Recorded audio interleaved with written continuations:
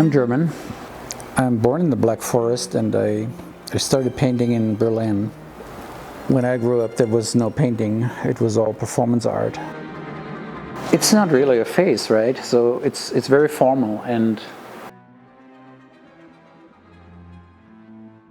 it's just a figure. It's an outline of a figure, and it still has something. So I didn't overpaint it. It has something that I'm interested in, and so in a way I drive my formal perception of this as well. This is almost finished. It's painted over. I start out with something that's very abstract. I have multiple of these here, and I see something there. I see a face, or I don't,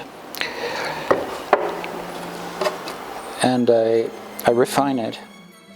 With all the paintings I do, I really want the energy of the stroke to come through. Oftentimes I get into too many details and it's lost, so the energy is lost, so I destroy it again.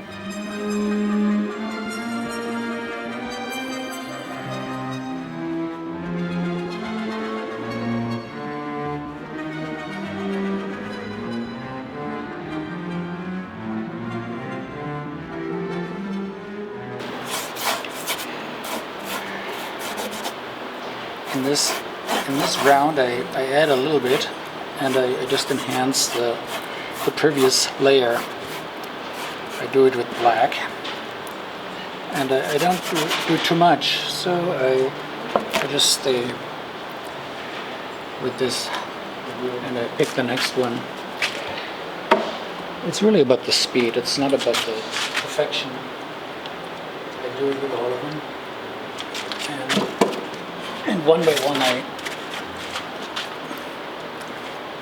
add something. So I see something here, I guess. Maybe everybody would.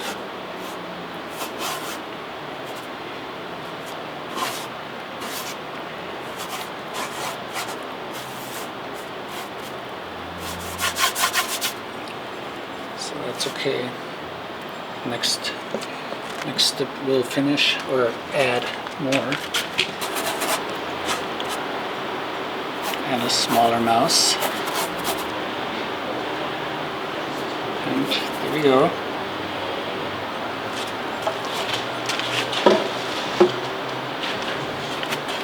And this is difficult, but what is this?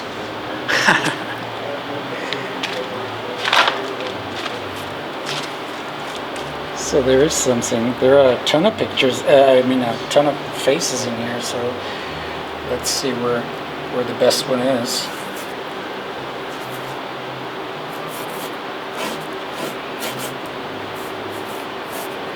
So this seems to be a friendly person.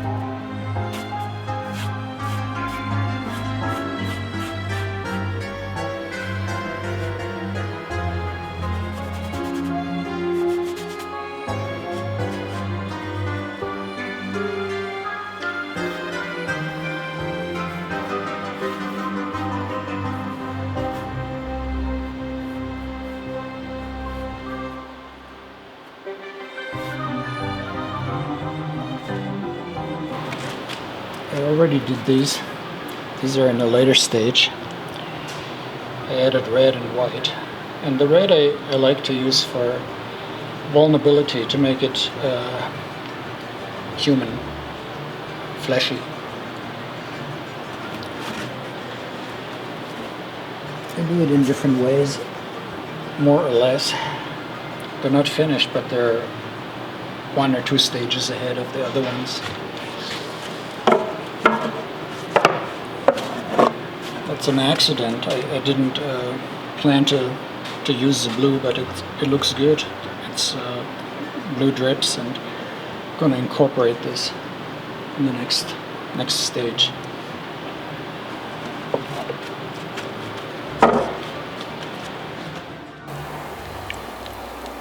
I like the face,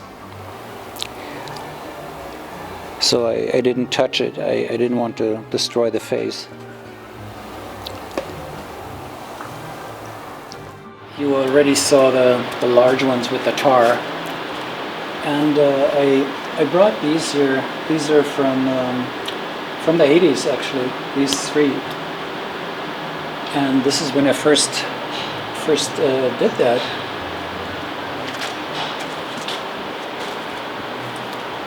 '84.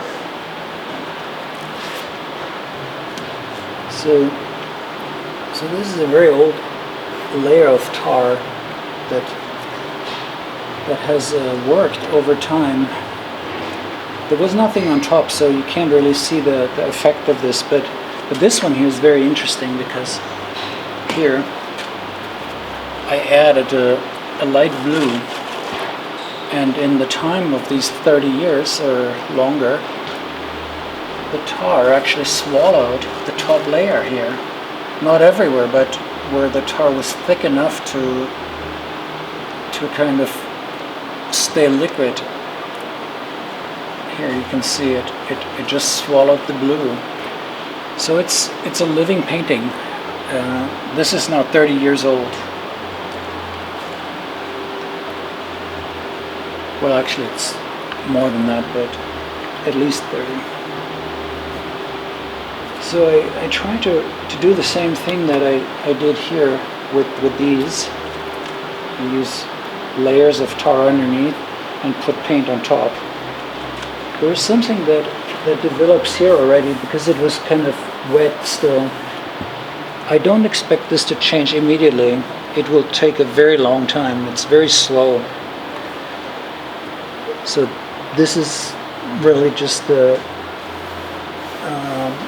an artifact of some thinner, oil thinner. But this effect, having the tar merge with the top layers, will be visible in all of the paintings, or let's say in many of them. I don't do it in all of them.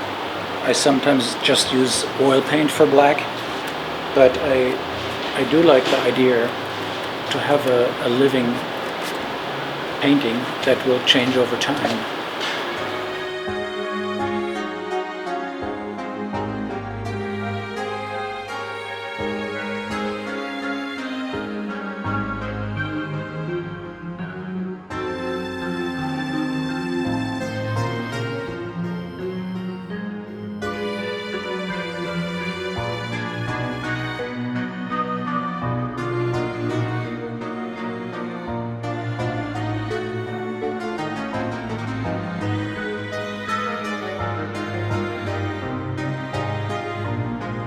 So these are very similar to the ones I did before, except here I added some tar too. You can see it's not actually really black, it's brownish here. It's very thin. So there's an added layer, and it kind of gives it something organic, something very organic, and I guess the tar is somewhat what I said before. It's living, and I feel like this is kind of the character that it took on now. It smells like tar, but it goes away. I know. I've had these in my home, and they don't smell at all. These old ones.